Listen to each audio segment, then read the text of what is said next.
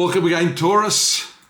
I'm here trying to set up your month of June 2025 forecast. And it's a very, very important transit for the first time in 30 years. You see Saturn here transiting into your 12th house, closing the door behind your shadow, right? When Saturn moves through the 12th house, it marks one of the quietest periods, one of the most intense chapters of its long, slow journey through the zodiac and within your chart. You can see the combination there, Saturn in the 12th house. It doesn't come with fireworks, it's very low key, and it really impacts your psyche, to say the least.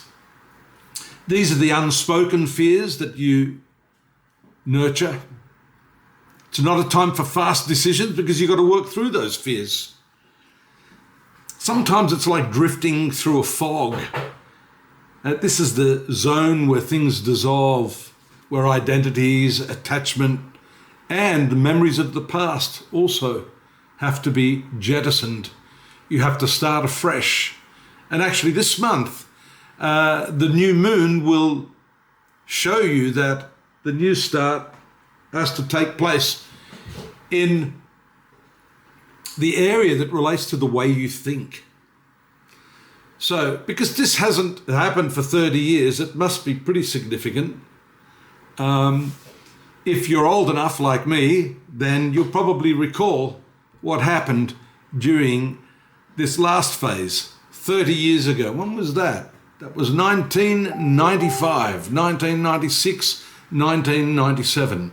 That period of your life, if you were around, will have given you a similar sort of experience to what you're going to see now.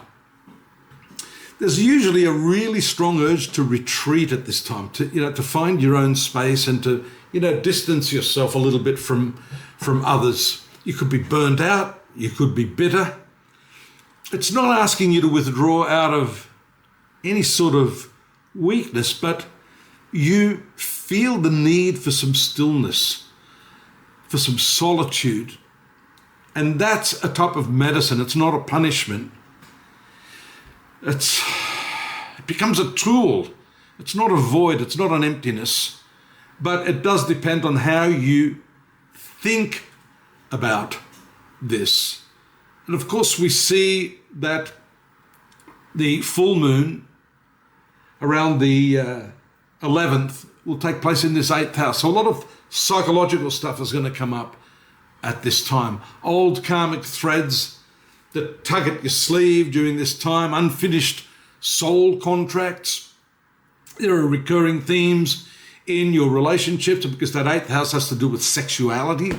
Then all of that is tied in with this deep and meaningful transit of Saturn in your 12th house. It's a 2.5 year cycle, and we're probably going to be bouncing to and fro on that over the coming year or so, because there will be modulations based upon the other planets. So for example, here we see the expansive nature of Jupiter and Mercury here in your 3rd house. This is the way you think, what it is you think about, and how you definitely want to explore new terrain. But that can only be done constructively from within that quiet sort of zone where you distance yourself from others and find your own inner self. 12th house is also about sleep. So you may find your sleeping patterns becoming erratic. The dreams may intensify. There may be a spiritual aspect to your dreams. There can be a blur between your waking and unconscious thoughts.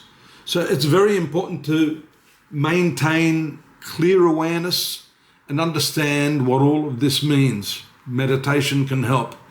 Exercising can help. And of course, as I said, maintaining that low-key inward stance. Here's the new moon on the 25th in that 3rd house as well. The sun and the moon, along with Jupiter and Mercury, giving considerable weight to this zone of your life, this area of your life. Thinking, communications, contracts, short journeys, but most importantly, the reasoning power, the methodology of how you think, that is going to help you very much in terms of reconciling the Saturn-Neptune conjunction that we see here. Saturn being the practical aspect of your life, Neptune being the spiritual component of your life. Interestingly too, Neptune has a lot to say about your friendships. And so this withdrawal, I think, has quite a bit to do with the interaction you've had with people over the past, close friends, whom are now maybe lagging in terms of their spiritual development. You're moving ahead now in leaps and bounds.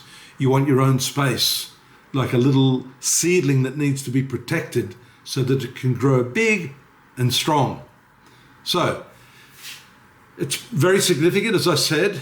There's more on what I'm talking about here at astrology.com.au. I've done a special note for each of the 12 star signs, including yours. Pop on over there, follow the links.